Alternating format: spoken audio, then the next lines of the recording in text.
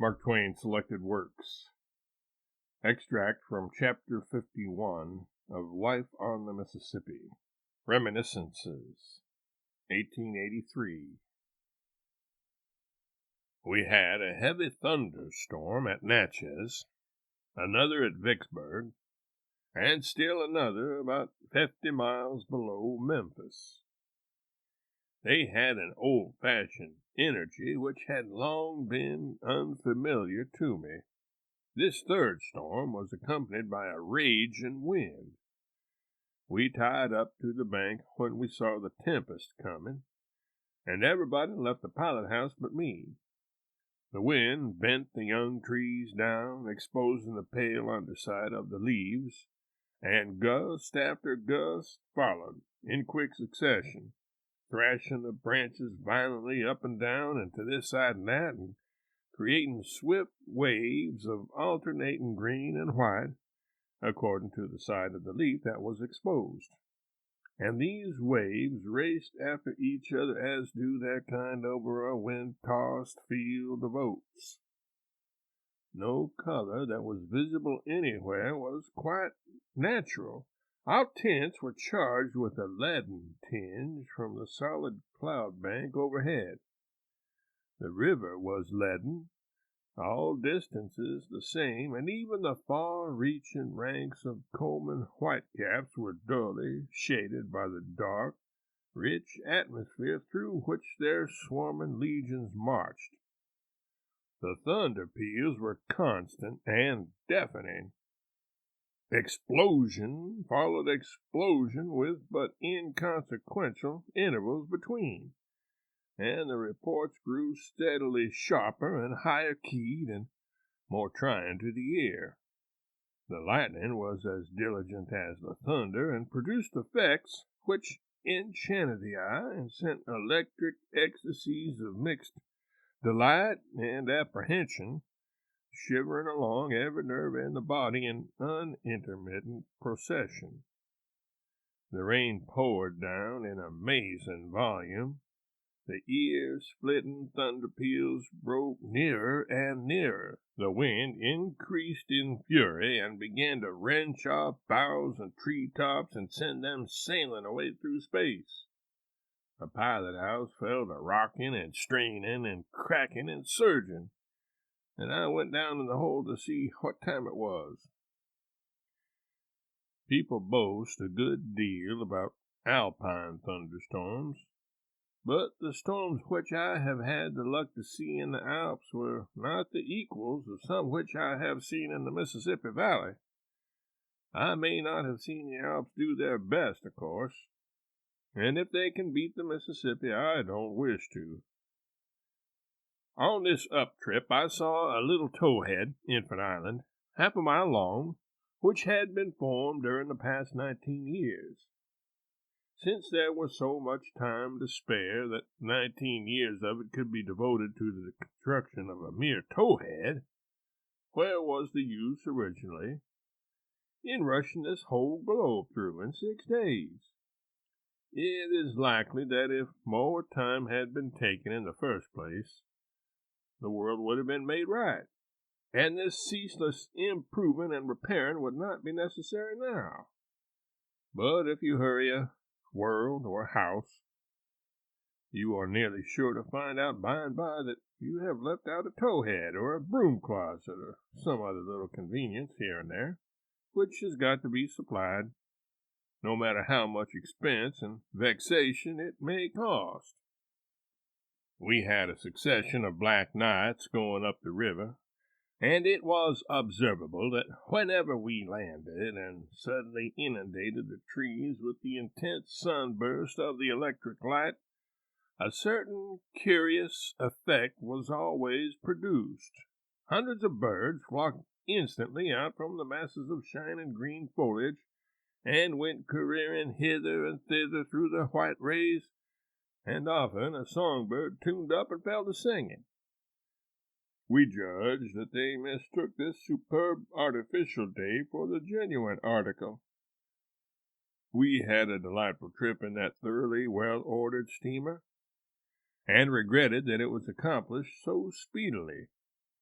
By means of diligence and activity, we managed to hunt out nearly all the old friends. One was missing, however. He went to his reward, whatever it was, 2 years ago. But I found out all about him. His case helped me to realize how lasting can be the effect of a very trifling occurrence.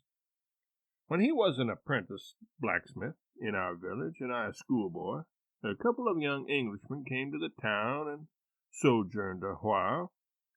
And one day they got themselves up in cheap royal finery and did the Richard III sword fight with maniac energy and prodigious powwow in the presence of the village boys. This blacksmith cub was there, and the histrionic poison entered his bones. This vast, lumbering, ignorant, dull-witted lout was stage-struck, and irrecoverably. He disappeared, and presently turned up in St. Louis. I ran across him there by and by. He was standing musing on a street corner, with his left hand on his hip, the thumb of his right supporting his chin, face bowed and frowning, slouch hat pulled down over his forehead, imagining himself to be Othello or some such character, and imagining that the passing crowd marked his tragic bearing and were awestruck. I joined him and tried to get him down out of the clouds, but did not succeed. However, he casually informed me presently that he was a member of the Walnut Street Theater Company, and he tried to say it with indifference, but the indifference was thin, and a mighty exultation showed through it. He said he was cast for a part in Julius Caesar for that night, and if I should come, I would see him. If I should come, I said I wouldn't miss it if I were dead. I went away stupefied with astonishment and saying to myself, how strange it is. We always thought this fellow a fool. Yet the moment he comes to a great city where intelligence and appreciation abound, the talent concealed in this shabby napkin is at once discovered, and promptly welcomed and honored. But I came away from the theater that night disappointed and offended, for I had had no glimpse of my hero, and his name was not in the bills. I met him on the street the next morning, and before I could speak, he asked, "Did you see me?" "No, you weren't there." He looked surprised and disappointed. He said, "Yes, I was. Indeed I was. I was a Roman soldier." "Which one?" "Why, didn't you see them Roman soldiers that stood back there in a rank and sometimes marched in procession around the stage?" "Do you mean the Roman army, those six-sandaled roustabouts in nightshirts with tin shields and helmets, that marched around treading on each other's heels and charging with spider-legged consumptive dressed like themselves?"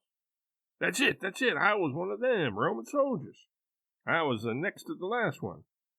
A half a year ago, I used to always be the last one, but I've been promoted. Well, they told me that poor fellow remained a Roman soldier to the last, a matter of 34 years. Sometimes they cast him for a speaking part, but not an elaborate one. He could be trusted to go and say, "My lord, the carriage waits." But if they ventured to add a sentence or two to this, his memory felt the strain, and he was likely to miss fire. Yet, poor devil, he had been patiently studying the part of Hamlet for more than 30 years, and he lived and died in the belief that some day he would be invited to play it. And this is what came of that fleeting visit of those young Englishmen to our village such ages and ages ago. What noble horseshoes this man might have made, but for those Englishmen, and what an inadequate Roman soldier he did make. A day or two after we reached St. Louis, I was walking along 4th Street when a grizzly-headed man gave a sort of start as he passed me, then stopped, came back, inspected me narrowly with a clouding brow, and finally said with deep asperity, "Look here, have you got that drink yet?" A maniac, I judged at first, but all in a flash I recognized him.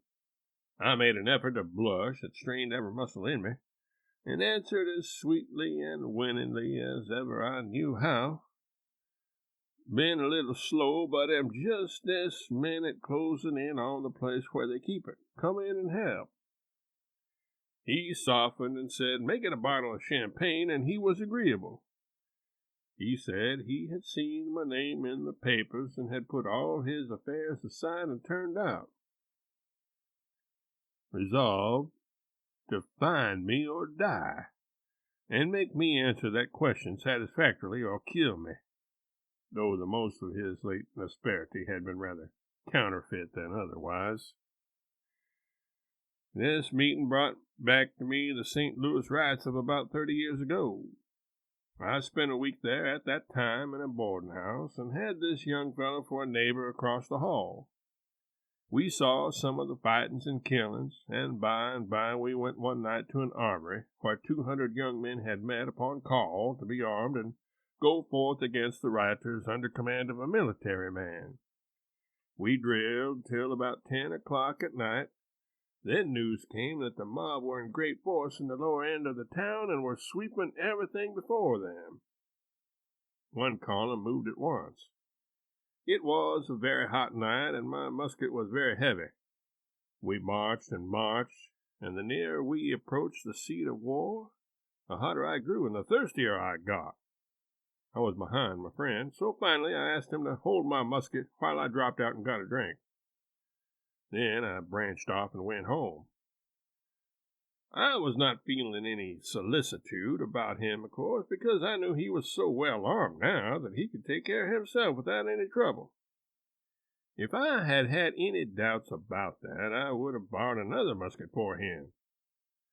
I left the city pretty early the next morning, and if this grizzled man had not happened to encounter my name in the papers the other day in St. Louis, and felt moved to seek me out, I should have carried to my grave a heart-torturing uncertainty as to whether he ever got out of the riots all right or not.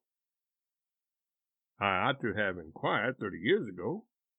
I know that. And I would have inquired if I had had the muskets. But in the circumstances, he seemed better fixed to conduct the investigations than I was. One Monday, near the time of our visit to St. Louis, the Globe Democrat came out with a couple of pages of Sunday statistics, whereby it appeared that 119,448 St. Louis people attended the morning and evening church services the day before, and 23,102 children attended Sunday school. Thus, 142,550 persons out of the city's total of 400,000 population respected the day religious-wise. I found these statistics in a condensed form in a telegram of the Associated Press and preserved them.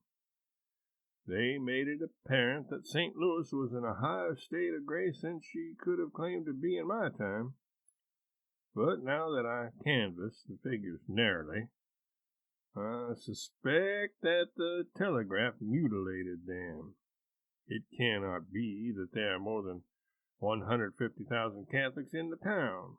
The other 250,000 must be classified as Protestants. Out of these 250,000, according to this questionable telegram, only 26,362 attended church and Sunday school, while out of the 150,000 Catholics, 116,188 went to church and Sunday school.